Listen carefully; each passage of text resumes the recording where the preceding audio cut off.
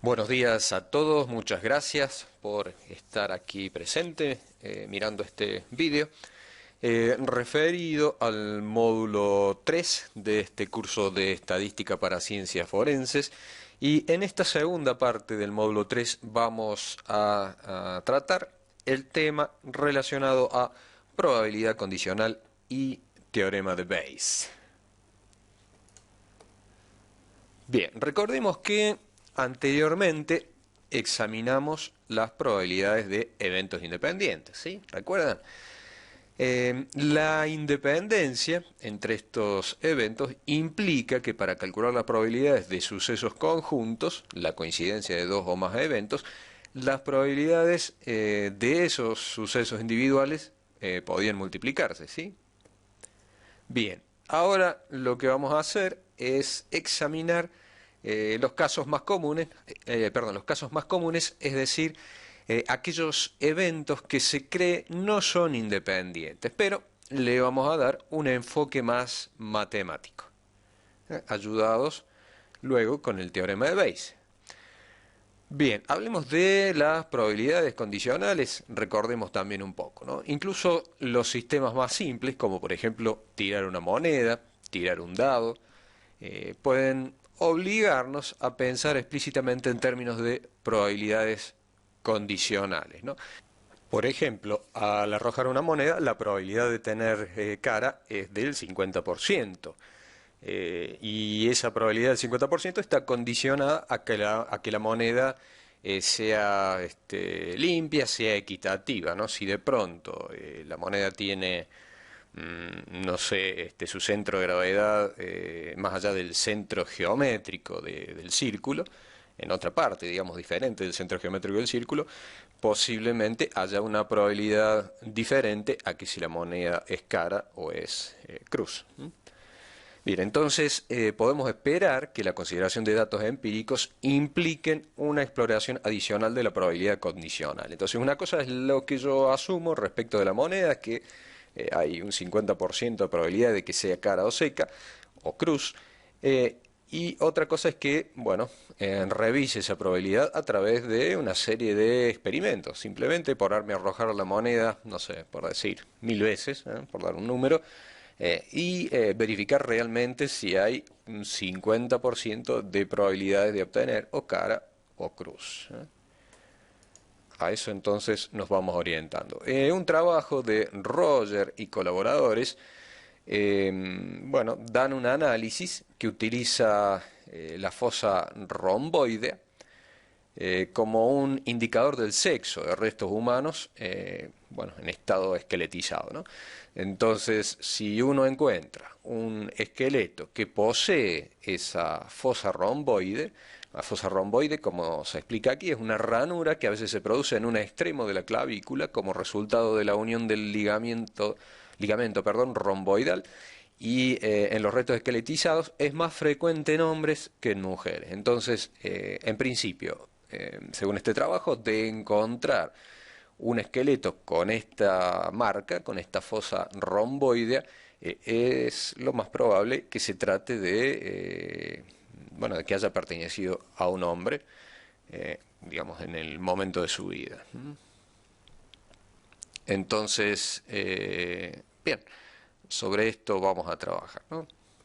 Ahí tenemos la marca, que se puede encontrar justamente ahí en una parte de ese hueso de la clavícula. Bien, entonces vamos, ahí tenemos una tabla, también, bueno, de ahora en más vamos a trabajar sobre ese ejemplo de este trabajo de Roger, donde, bueno, ahí tenemos una tabla, en el caso de hombres, por ejemplo, un total de 231 hombres, 155 hombres esqueletos, ¿no? Esto es ya sobre observaciones de esqueletos que se sabe pertenecieron a un hombre, ¿no? Estos son casos, obviamente, conocidos. Se saben que los esqueletos pertenecieron a hombres, por lo tanto, se verifica si está presente o no esa fosa romboide. Entonces, para hombres, de una totalidad de 231, 155 tenían esa marca y 76 no. En el caso de mujeres, de un total de 113, 12 tenían esa marca y 101 no. Bueno, ahí tenemos entonces la suma de esqueletos que tenían esa marca y la suma de esqueletos que no tenían esa marca. Vamos entonces ahora a calcular las probabilidades. Simplemente vamos a tomar cada una de estas ocurrencias y dividirlas por la cantidad de esqueletos, mujeres y hombres, con y sin esa marca. Entonces vamos a tener los valores de probabilidad, por ejemplo, de hombres que tenían esa marca, hay un 45%, de mujeres que tenían esa marca hay un 3%, y bueno, y después hombres que no tenían la marca 22%, mujeres que no tenían la marca 0.33%. Entonces tenemos acá una columna con la suma de probabilidades de esqueletos que tenían la marca, en total esqueletos de hombres y mujeres. Acá tenemos una suma de probabilidades de esqueletos que no tenían la marca, sumas y mujeres. Ven que en total más o menos es 50 y 50. Y acá obviamente la suma de las probabilidades de hombres que tenían y no tenían esa marca y mujeres que tenían y no tenían esa marca. Entonces estos son lo que se llaman probabilidades incondicionales, ¿no? Estamos hablando entonces de una probabilidad conjunto para sexo y presencia y ausencia de esa marca fosa romboide. Bueno, entonces el evento conjunto, que lo vamos a simbolizar con PR, de SJ y RI, ¿sí? Donde S, bueno, viene de sexo, es el evento de ser hombre, M, de male en inglés, o mujer, female, y R, I, que es el evento de tener, R de romboide, el evento de tener, presente, una fosa romboide, o no tener una fosa romboide. Entonces, vamos a hablar de la probabilidad de, por ejemplo, dado la presencia de la fosa o la ausencia, bueno, de que sea mujer u hombre. Entonces, esa es la terminología que veníamos utilizando cuando hablamos de probabilidades condicionales en charlas anteriores y que vamos obviamente a volver a usar.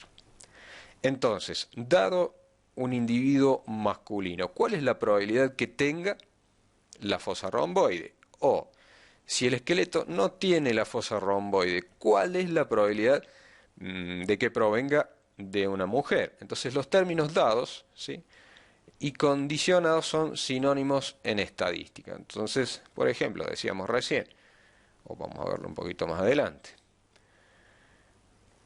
Si, por ejemplo, escribimos PR, ¿sí?, SM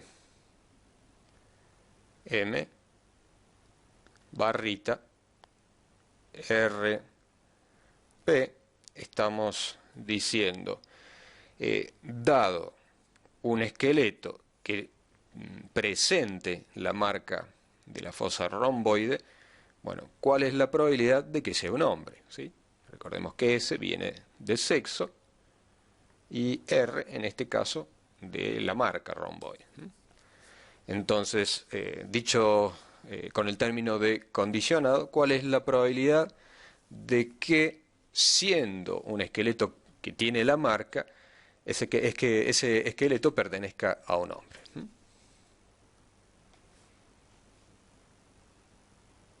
Bien. Bueno, ahora tenemos esta otra tabla que dice la probabilidad de ausencia o presencia de una fosa romboide dado el sexo, ¿no? Entonces nos condicionamos al sexo y cuál es la probabilidad, ¿sí?, de ello. Para eso vamos a hacer el cálculo de la siguiente manera. Vamos a abrir ahora la hoja de Excel donde estábamos trabajando.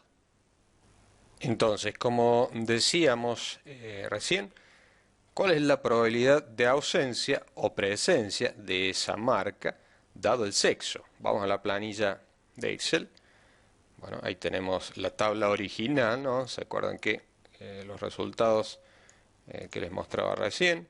Después con ellos, ¿se acuerdan? Cada uno dividiendo por la totalidad que era 344 me daban las probabilidades incondicionales.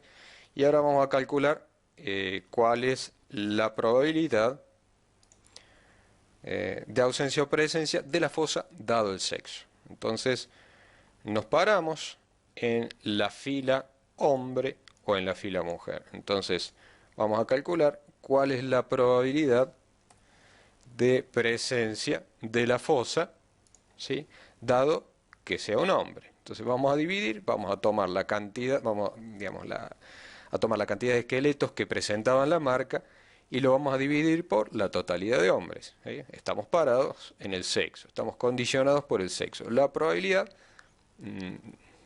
dado que sea un hombre. Y vamos a hacer lo mismo en este caso. La probabilidad de ausencia dado el sexo masculino, como en el caso anterior. Ahora hacemos lo propio, la probabilidad de presencia de esa marca dado el sexo o la totalidad, teniendo en cuenta, digamos, la totalidad de esqueletos provenientes de mujeres. Y lo mismo respecto de este número que implica ausencia de la fosa sobre la totalidad de mujeres. Entonces así podemos calcular la probabilidad de que siendo un hombre esté presente la fosa, la probabilidad de que siendo una mujer esté ausente. La probabilidad de que siendo una mujer esté presente. ¿Ven cómo baja? Y ya nos va dando una idea de que es más frecuente la aparición de esa marca en esqueletos masculinos o provenientes de un hombre. Ya no sé si está bien decir esqueleto masculino, porque ya dejó de ser una persona, ¿no? Bien, volvemos entonces ahora al PowerPoint. Y ahora invertimos la cuestión. Vamos a hablar de la probabilidad del sexo de un dado individuo dada la presencia o la ausencia de una fosa romboide. Recordemos que antes hablamos de la probabilidad de ausencia o presencia de la fosa romboide dado el sexo. Ahora hacemos al revés, ¿no? Vemos PR, RS, ahora vemos PRSR. Bien, vamos a calcular esta tablita nuevamente en la hoja de Excel. Bueno, aquí tenemos entonces la tablita que vamos a construir. Antes, ¿se acuerdan? Nos parábamos en la fila de sexo, tanto para hombre o para mujer. Ahora nos vamos a parar en la columna de presencia de la marca o ausencia de esa marca. Entonces vamos a calcular, dada la marca presente, cuál es la probabilidad de que ese esqueleto haya pertenecido a un hombre. Entonces hacemos el cálculo y vamos a tomar la cantidad de esqueletos hombres, ¿sí?, con esa marca presente, y la vamos a dividir por la cantidad de esqueletos totales con la marca. Perdón, era así, y lo vamos a dividir por la cantidad, como decíamos recién, de esqueletos totales. Lo mismo vamos a hacer para mujeres. Vamos a tomar la cantidad de mujeres o de esqueletos con marca originados de mujeres y lo vamos a dividir de nuevo por la cantidad totales de esqueletos con esa marca. Y ahora vamos a pararnos en la columna de ausencia de esa marca. Vamos a tomar la cantidad de esqueletos masculinos, por decirlo abreviadamente, y lo vamos a dividir por la cantidad de esqueletos que no tenían esa marca. Vamos a tomar ahora la cantidad de esqueletos femeninos y lo vamos a dividir por la cantidad de esqueletos que no tenían esa marca. Entonces ahora tenemos esta tablita que veíamos entonces recién en el PowerPoint. Entonces acá en el caso de la tabla anterior tenemos una probabilidad condicionada a la presencia, una probabilidad condicionada al sexo, y en este otro caso, en la segunda tabla, en la última, tenemos una probabilidad condicionada a la presencia o ausencia de esa marca. Volvemos al PowerPoint.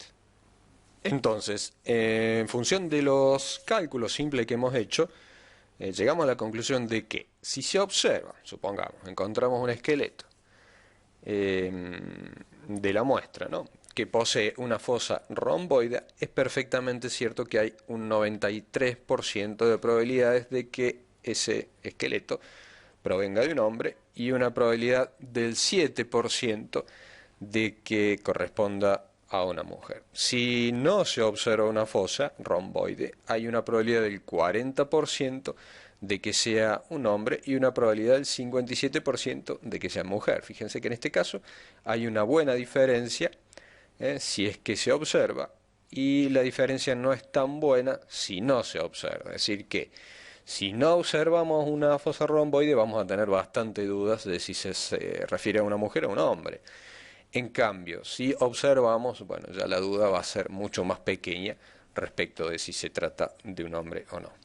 Por lo tanto, llegamos a la conclusión de que la posesión de esa marca, la fosa romboidal, es un buen indicador de que los restos óseos proceden de un esqueleto masculino. En cambio, la ausencia de esa marca es un indicador bastante pobre de restos femeninos esqueletizados, ¿sí?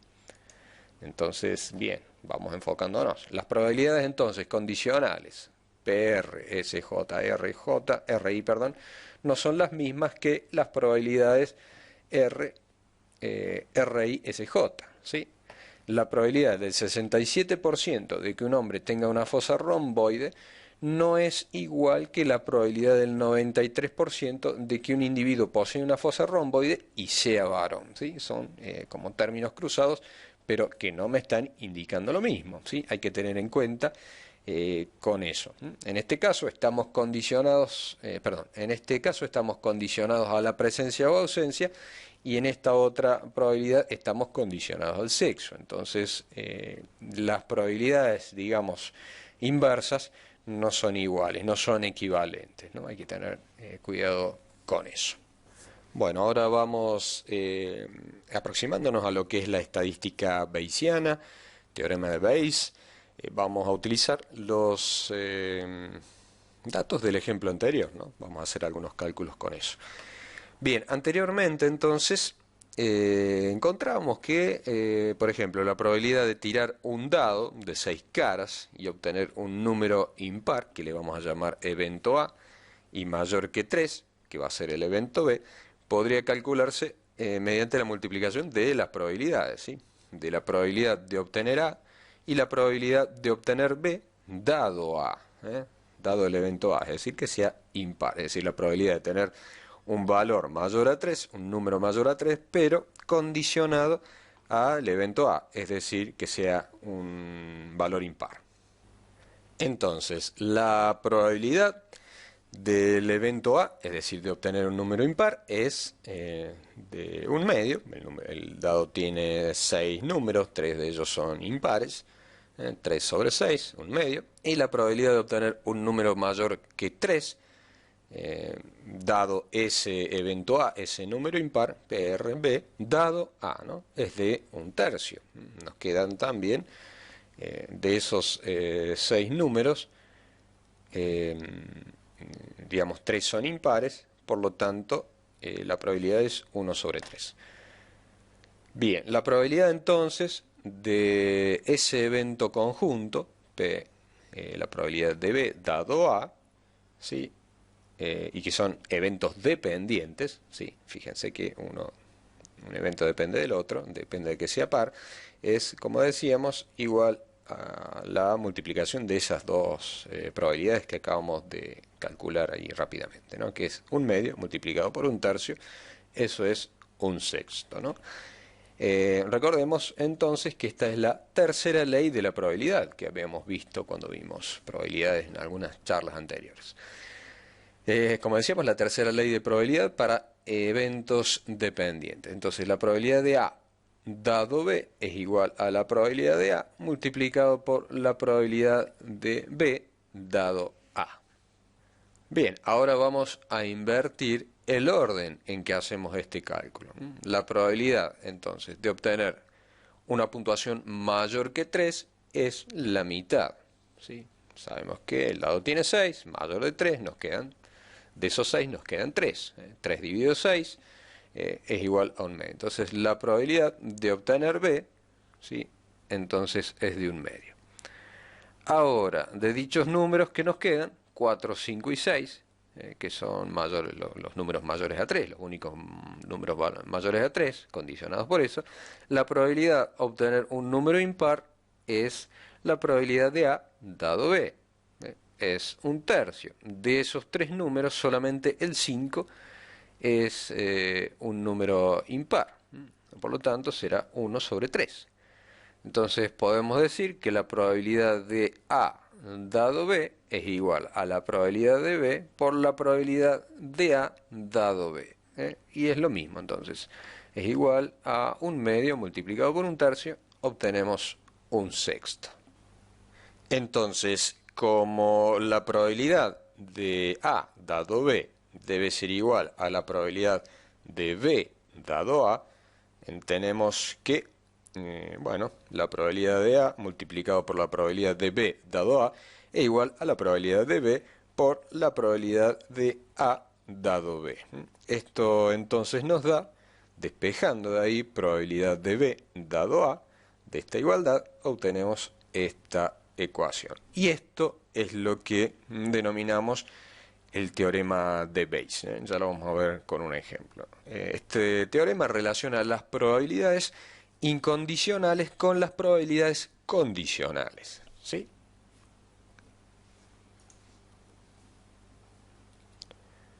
Bien, reformulemos ese teorema en base a estas dos variables, ¿no? Donde E indica evidencia y H indica hipótesis. Entonces, la probabilidad de una hipótesis dada la evidencia es igual a la probabilidad de la evidencia dada la hipótesis por la probabilidad de la hipótesis dividido la probabilidad de la evidencia, ¿no?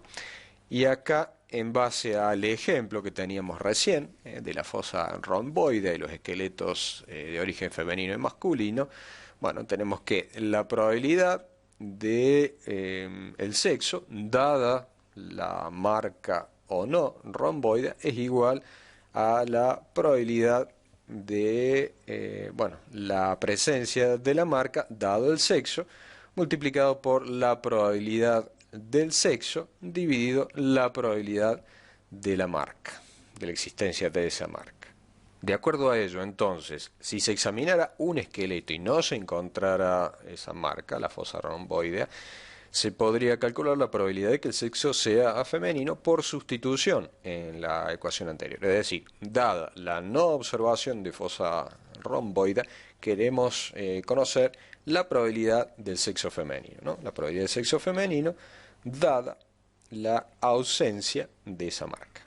¿Qué es? Bueno, la probabilidad del sexo femenino dada la ausencia es la probabilidad de bueno, de la ausencia de esa marca dado el sexo femenino por la probabilidad de que el sexo femenino ocurra en esa muestra total de esqueletos dividida la probabilidad de ausencia de la marca en esa muestra de esqueletos, ¿sí? De acuerdo a eso, podemos hacer el cálculo buscando los datos en las tablas, ¿sí? Y entonces la probabilidad de sexo femenino dada la ausencia de la marca es igual a estos números. Vamos a ver entonces, digamos, de cuáles de las tablas que hemos utilizado anteriormente los podemos calcular. Entonces, ahora estamos en la hoja de Excel. Bueno, yo les coloqué ahí algunas etiquetas para identificar mejor las tablas que habíamos calculado. Una era los cálculos referidos, o los cálculos hechos dado el sexo, las probabilidades de la marca dado el sexo, y en esta otra tabla eran las probabilidades del sexo dada la marca FR o fosa romboide. Entonces, para reemplazar en esta fórmula, vamos a buscar la probabilidad de la ausencia de la marca dado el sexo femenino. Entonces, nos ubicamos en la tabla dado el sexo. Entonces, dado el sexo femenino, la probabilidad de ausencia de la marca es 0,89, tal cual está explicitado ahí en en la fórmula, 0,89, ¿sí? Y después, la probabilidad de sexo femenino directamente es una probabilidad incondicional. Entonces, la probabilidad de sexo femenino es de la totalidad de los esqueletos, cuáles son femeninos. Entonces, nos paramos en la tabla original y vamos a contabilizar. Acá tenemos la cantidad de esqueletos hombre, la cantidad de esqueletos mujer y lo vamos a dividir por el total, que es, si vemos la suma, 344. Entonces, la probabilidad de que el esqueleto sea mujer es igual, obviamente, a 113 dividido la totalidad, 344. Entonces, ese es el valor, 0,33 que vemos ahí en la tabla. Y la otra probabilidad que vamos a colocar en el denominador es la probabilidad de la ausencia de la marca, de la ausencia. También es una probabilidad incondicional, por lo tanto nos tenemos que referir a la tabla original. Esta probabilidad incondicional, bueno, vamos a contabilizar de todos los esqueletos cuántos tienen presente la marca y cuántos no tienen la marca, respecto del total de esqueletos que es, bueno, 344. Entonces, ausencia, decíamos, será igual a la totalidad de esqueletos sin la marca dividido la totalidad de los esqueletos, 344. El valor entonces es 0,52. Y eso, haciendo la cuenta, me da que la probabilidad de que el sexo del esqueleto sea femenino, dada la ausencia de la marca, es del 58%, casi que la mitad. Bien, volvemos entonces al PowerPoint y proseguimos. Supongamos ahora que esa marca se observe en el esqueleto. ¿Cuál sería la probabilidad de que ese esqueleto fuera de un hombre? Entonces, la probabilidad que ese esqueleto corresponda a un individuo masculino, dada la presencia de la marca, es igual, bueno, a la probabilidad de esa presencia de la marca, siendo el esqueleto masculino, por la probabilidad de la existencia de esqueletos masculinos en la totalidad, dividido la probabilidad de presencia de la marca en esqueletos masculinos, ¿no? Esta expresión la obtenemos del teorema de Bayes que adaptamos a nuestro digamos, a nuestro ejercicio, a nuestro ejemplo. ¿Sí? Esto que tenemos aquí. Entonces, bien, ahí tenemos que reemplazar cada bueno, probabilidad que nosotros querramos obtener. Bien, volvemos entonces a hacer el cálculo utilizando de nuevo la tabla en Excel. Ahí entonces transcribimos la expresión del PowerPoint acá a la planilla para que quede claro lo que vamos a hacer. Y bueno, de nuevo hacemos lo que en el ejemplo anterior, en el caso anterior.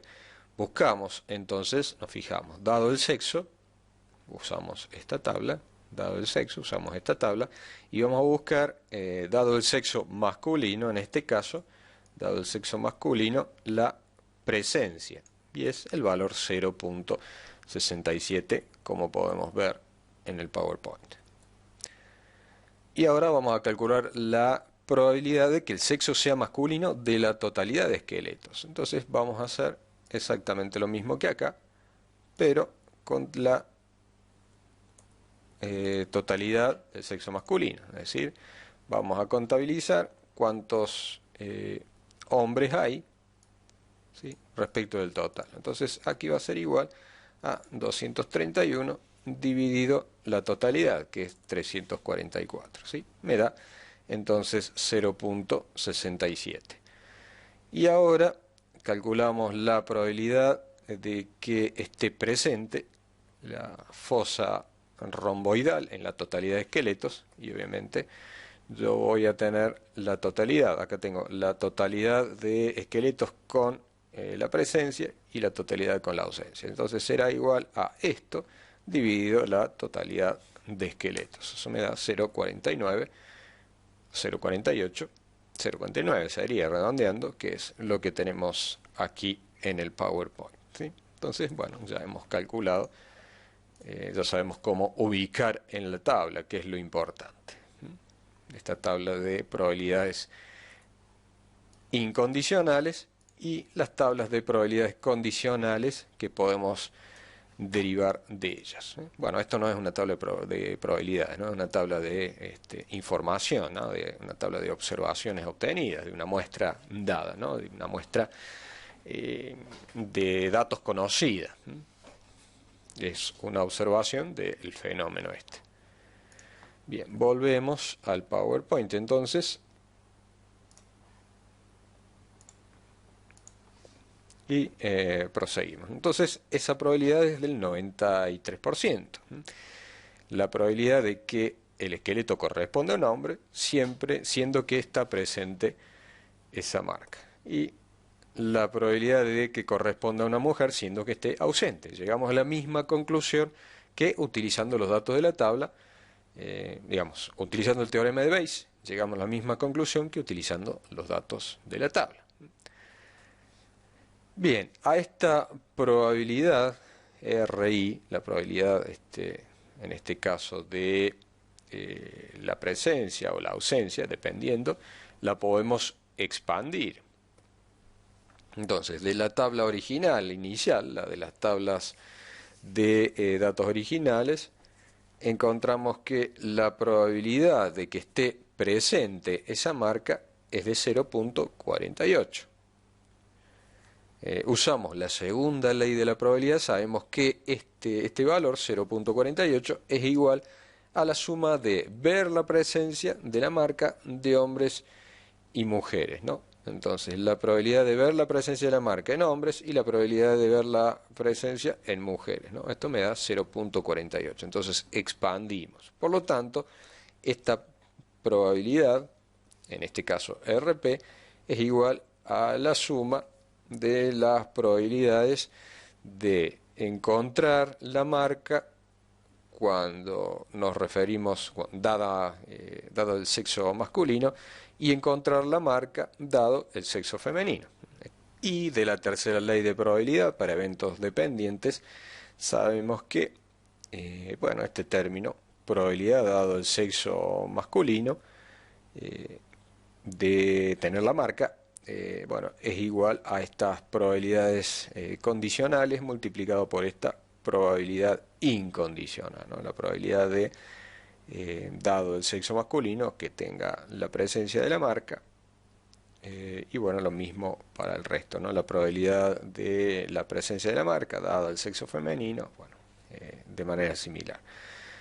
Bien, entonces de la ecuación anterior, de esta ecuación o esta ecuación reemplazamos por esas igualdades de acuerdo a la tercera ley de la probabilidad, reemplazamos aquí y obtenemos esto. A esta ecuación ahora, en base a esta ecuación de PR, ¿sí? La reescribimos esta ecuación anterior y nos queda entonces esto, donde cada término, buscándolo en la tabla, como hemos hecho recién con Excel, acordemos, dado el sexo, por ejemplo ahí, lo reemplazamos de acuerdo a los valores, como les decía recién, obtenidos desde la tabla y obtenemos finalmente el mismo valor que anteriormente, ¿no? Pero esto ya va a tener alguna consecuencia adicional. Entonces es la probabilidad de que un individuo sea hombre, dada la observación de, obviamente, la presencia de una marca, ¿no? La fosa romboide.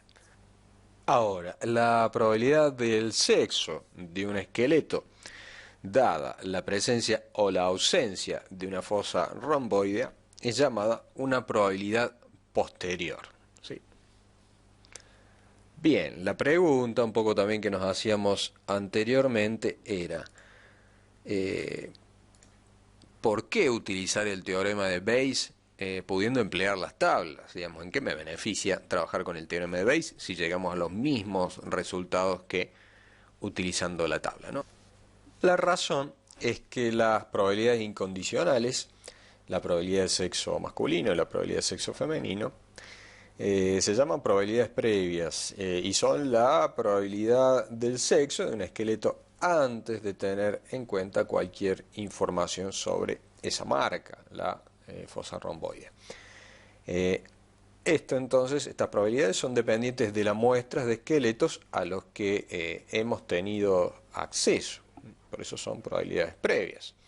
No son probabilidades anteriores de la cantidad de hombres y mujeres en una población viva, ¿sí? Sino que se refiere a la muestra de esqueletos, que no necesariamente va a coincidir con la realidad, digamos, en una población humana viva, como dice ahí. Entonces, a partir de, por ejemplo, los datos de una encuesta, sabemos que la población es de una determinada región, por ejemplo. A partir de los datos de encuestas o de un censo poblacional, sabemos que existe un 48% de hombres y un 52% de mujeres. No, como decía la muestra de esqueletos y que recién lo calculamos en la planilla de Excel, el 67% de hombres y el 33% de mujeres, ¿no? Entonces, ahí deberíamos corregir. No siempre tenemos, como decíamos ahí, una probabilidad previa correcta, ¿sí? Entonces, vemos. Entonces, sería razonable, en lugar de utilizar los datos de la tabla original, porque son esqueletos que han sido obtenidos, ¿no? Probablemente no haya sido hecho un muestreo al azar, sino que la observación habrá tenido otros condicionamientos a su vez, ¿no? Entonces sería razonable para esa probabilidad de sexo masculino y probabilidad de sexo femenino utilizar los datos de un censo poblacional, ¿no? Corregimos entonces los resultados anteriores que habíamos obtenido en las tablas por los valores generados ahí en el censo, ¿no? Y vamos a obtener, en lugar del 93% de probabilidades para, dada la presencia de una marca, la probabilidad de que el sexo del esqueleto sea masculino, en lugar del 93%, como decíamos, el 85%, ¿no? Entonces, esto es una probabilidad sugerida desde cuando se utiliza una probabilidad previa de los datos, ¿no? Entonces, aquí vemos que un ajuste de este cálculo, ¿no? Un ajuste en función de un mejor dato de esa probabilidad previa, ¿no? Un dato más representativo, más real. Entonces, en lugar del 85, del 93, bajamos al 85. Tenemos una probabilidad ya un poquito más pesimista, si se quiere, para asignarle el sexo a un esqueleto, ¿no? Pero bien, acá no termina este análisis bayesiano que estamos haciendo, ¿no? Si hubiera algún otro indicador sexual que no estuviera relacionado con la fosa romboide, entonces esto podría usarse como una medida independiente del sexo. Una forma en que esto podría tomar forma es emplear la probabilidad posterior del sexo dada la observación de la fosa romboide como la probabilidad previa en otro análisis similar, ¿no? Entonces, de esta manera se pueden combinar pruebas independientes del sexo de un esqueleto desconocido para obtener una probabilidad de sexo dado todos los indicadores, ¿no? Uno puede agregar más indicadores a esta fórmula, ¿no? Obviamente para aumentar, por ejemplo, o conocer de una manera más exacta o más representativa esa probabilidad de que el esqueleto sea masculino o femenino. El teorema de Bayes, entonces, me brinda un marco flexible para la evaluación de las probabilidades y otro en el que se puedan probar escenarios diferentes y más realistas utilizando diferentes información, ¿no? Por ahora, en esta charla, en esta parte, lo que importa es saber respecto del teorema de Bayes es que es una herramienta sumamente flexible y que me permite incorporar cada vez más información más exacta para llegar después a una mejor probabilidad. Así, entre paréntesis, muchos de los sistemas que hoy aprenden, ¿sí? Por ejemplo, los famosos software de los teclados de los teléfonos, ¿no? Donde uno, a medida que lo usa, el sistema predice cuál es la palabra que yo voy a escribir. Bueno, se basa en el teorema de Bayes, ¿no? El teorema de Bayes es ampliamente utilizado en la actualidad, tanto en las ciencias forenses como en inteligencia artificial y demás, ¿no? Esta es una primera aproximación, un ejemplo muy simple para que comencemos a comprender qué es el teorema de Bayes y cómo lo vamos a poder utilizar, ¿no? Entonces, lo importante es que es un marco flexible que me permite incorporar información para ir obteniendo datos más reales, datos más cercanos a la probabilidad en base a esas probabilidades previas, ¿no? Bien, hablamos ahora del valor de la evidencia. Lo que vimos anteriormente es un enfoque bayesiano para la estimación del sexo mediante la observación de una característica, en este caso esquelética. Como decíamos, podríamos haber incorporado otras características más, por ejemplo, ese esqueleto o otro tipo de indicador. La selección entonces de una probabilidad previa para el sexo, en este caso fue central para el proceso de la estimación. Es posible entonces seleccionar cualquier probabilidad previa razonable o a veces irrazonables para cualquier análisis dado, ¿no? Basados en una hipótesis cualquiera o en una probabilidad previa cualquiera. Bueno, eso después puede mejorarse a medida que uno va adquiriendo información, ¿no? Entonces, y mientras lo anterior sea una probabilidad y el condicionamiento sea apropiado, entonces desde el punto de vista matemático el análisis en sí resulta válido. La información previa en el ejemplo de la observación que habíamos hecho recién de la fosa romboidal aplicado, bueno, a un esqueleto desconocido de una población para la cual se conoce la relación hombre-mujer es obviamente, como decíamos, totalmente razonable. Entonces, en lugar de pensar en individuos hombres y mujeres, dadas las probabilidades condicionales, ahora pensemos en las proposiciones de culpabilidad o inocencia de un sospechoso, dado algún tipo de evidencia. Si por ejemplo se cometió un delito en un pueblo como Rockdale, según el censo de 2001, existían en ese pueblo 205.357 personas, las cuales están en un país, ¿sí? Que tiene 49.138.991 personas. Entonces, ¿cuál es la probabilidad previa de culpabilidad, ¿no? Haciendo un poco de referencia a la charla anterior a esta. ¿Cuál es entonces la probabilidad previa de culpabilidad de un individuo? ¿Uno en esos 205.000 o uno en esos 49 millones de personas? Bien, esas preguntas son difíciles o imposibles de responder y bueno, ubicándonos, ¿no?, en el trabajo que nos toca como forenses, no es realmente una pregunta con la cual el científico forense deba estar preocupado, ¿sí? La función del forense entonces es comentar únicamente las pruebas que se le presentan, ¿sí? Después el juez, después la corte, el tribunal, etcétera, tendrá que decidir en base a esos comentarios que nosotros le hagamos si este sujeto es culpable o no, si el acusado es culpable o no. Entonces, una manera en que los estadísticos tienen para superar este problema es derivando una medida de la importancia de la evidencia. Entonces, ahí es donde trabajamos, ubicando o buscando o calculando, determinando la importancia de la evidencia. Esta es la misma medida del valor probatorio discutida, como decíamos, en la clase anterior, pero le vamos a dar un tratamiento más matemático.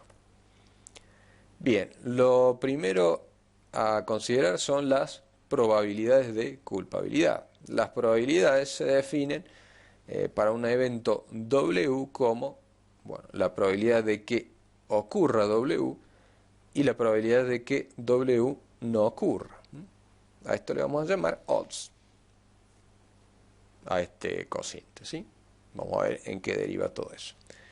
Un individuo solo puede ser verdaderamente culpable o no culpable.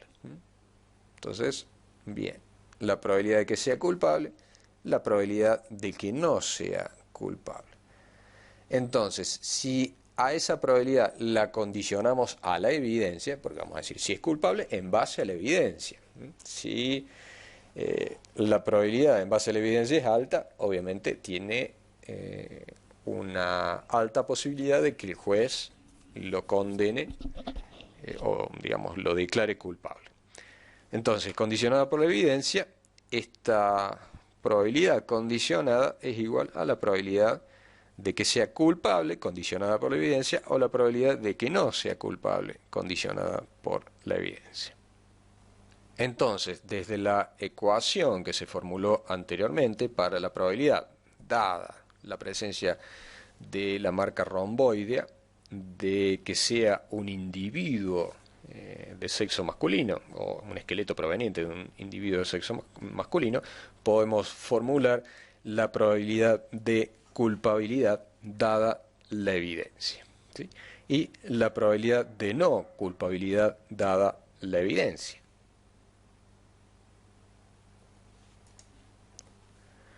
Bien, entonces haciendo una relación de las expresiones anteriores, ¿sí? ¿Se acuerdan? La probabilidad de que sea culpable basado, digamos, condicionado a la evidencia, y la probabilidad de que no sea culpable condicionado a la evidencia. Hacemos la relación entonces entre estas dos igualdades, entre esos dos términos. Bueno, ahí hacemos, después reordenamos la ecuación, simplificamos, etcétera, y nos termina quedando algo como esto, ¿no? La probabilidad condicionada multiplicada, bueno, este término o este factor, ¿no?, de probabilidad condicionadas, este cociente de probabilidades condicionadas multiplicada por este cociente de probabilidades incondicionales, ¿no?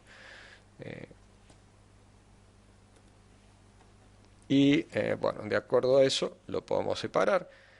A este cociente le llamamos probabilidades posteriores, son las que obtenemos, calculamos después.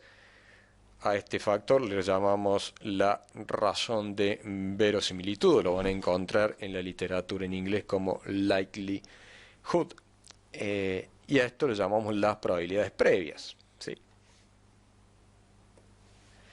Bien, las probabilidades anteriores y las probabilidades posteriores de culpabilidad son para la consideración de la Corte en los casos criminales, y el científico no está en posición de evaluar ninguna de estas dos, ni las probabilidades posteriores ni las probabilidades previas.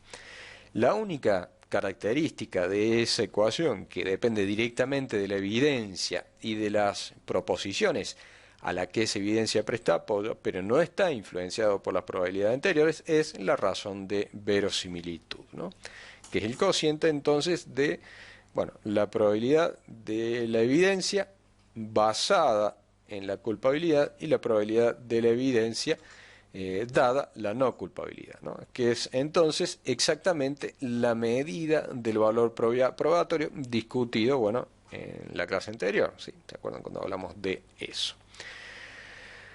Bien, este es el punto de partida, no termina acá el análisis de Bayes, ni la evidencia, ni la evaluación de la evidencia, y vamos entonces a proseguir bueno, en las próximas clases, ¿no? Muchísimas gracias por la atención prestada y, bueno, respondan el cuestionario que sigue a esta charla, ¿eh? Cualquier duda, cualquier consulta, cualquier inquietud, crítica, etcétera, la pueden hacer llegar a través del foro de uso público, a través del correo electrónico o, bueno, cualquiera de los medios o sistemas de contactos disponibles. Muchísimas gracias.